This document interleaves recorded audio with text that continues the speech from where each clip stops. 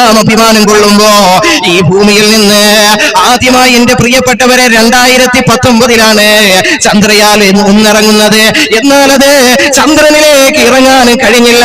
അത് സ്ക്രാച്ച് പറ്റുകയും പിന്നീട് പ്രിയമുള്ളവരെ അത് നശിച്ചു പോവുകയും ചെയ്തു.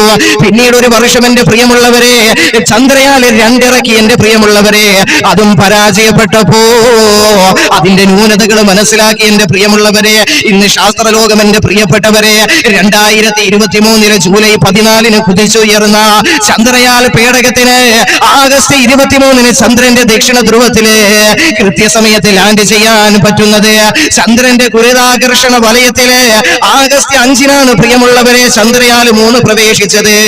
ആഗസ്റ്റ് 23 ഭ്രമണപഥത്തിൽ ചന്ദ്രന് ഏറ്റവും അടുത്തെത്തിയതോടെ വേഗത നിയന്ത്രിച്ച് ലാൻഡ് ചെയ്ത് ലാൻഡർ ചന്ദ്രന്റെ ദക്ഷിണ ധ്രുവത്തിൽ സോഫ്റ്റ് ലാൻഡിംഗ് നടത്തിയെങ്കിൽ, അതായത് ഒരു മൃദുവിറക്കം എന്റെ പ്രിയമുള്ളവരെ ഒരു മൃദുവിറക്കം നടത്തുകയും, എന്റെ പ്രിയപ്പെട്ടവരെ ഞാനൊന്ന് ചോദിക്കട്ടെ, ഈ ചന്ദ്രയാൻ 3 ഇറങ്ങാനുള്ള കാരണവും എന്റെ പ്രിയപ്പെട്ടവരെ ഭൂമിക്കും ചന്ദ്രനുമൊക്കെ നിശ്ചിതമായ ഒരു ചലനാക്രമം ഇല്ലെങ്കിൽ ഇത് സാധ്യമാകുമായിരുന്നോ എന്റെ പ്രിയമുള്ളവരെ?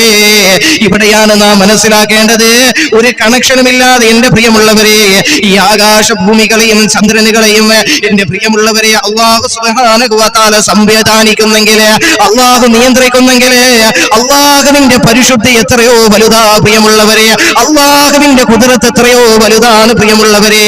എന്നാൽ ഈ ചലനങ്ങളില്ലായിരുന്നെങ്കിൽ ഈ ചന്ദ്രയാൻ 3 എന്റെ പ്രിയമുള്ളവരെ ഇറങ്ങാൻ കഴിയുമായിരുന്നു. എന്നാൽ എന്റെ പ്രിയപ്പെട്ടവരെ ഇവിടെ നാം ഒന്ന് മനസ്സിലാക്കേണ്ട ഒരു സത്യമുണ്ട്. 1600 കിലോമീറ്ററിലധികം വേഗതയിൽ പഠനങ്ങൾ പറയുന്നു കറങ്ങിക്കൊണ്ടിരിക്കുന്ന ഭൂമിയുണ്ടല്ലോ. ജസ്റ്റ് ഒരു നിമിഷം എന്റെ പ്രിയമുള്ളവരെ നിന്നുപോയാൽ എന്താണ് സംഭവിക്കുമെന്ന് നാം ചിന്തിച്ചിട്ടുണ്ടോ?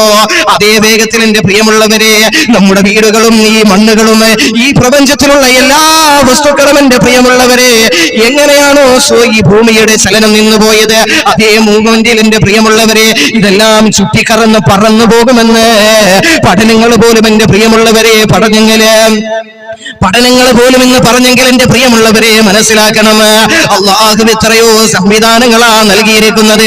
ആകാശത്തിനും ഭൂമിക്കും ഇവിടുത്തെ ഗ്രഹങ്ങൾക്കും എന്റെ പ്രിയമുള്ളവരെ അല്ലാഹു സുബ്ഹാനഹു വ തആല നൽകിയ എന്റെ പ്രിയമുള്ളവരെ അല്ലാഹു സുബ്ഹാനഹു വ തആലയുടെ ഖുദ്റത്ത് മനസ്സിലാക്കണോ.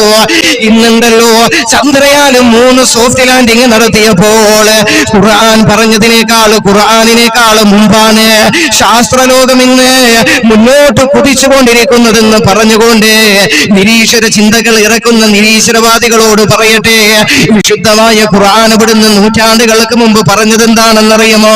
ചന്ദ്രനിൽ വിജയകരമായി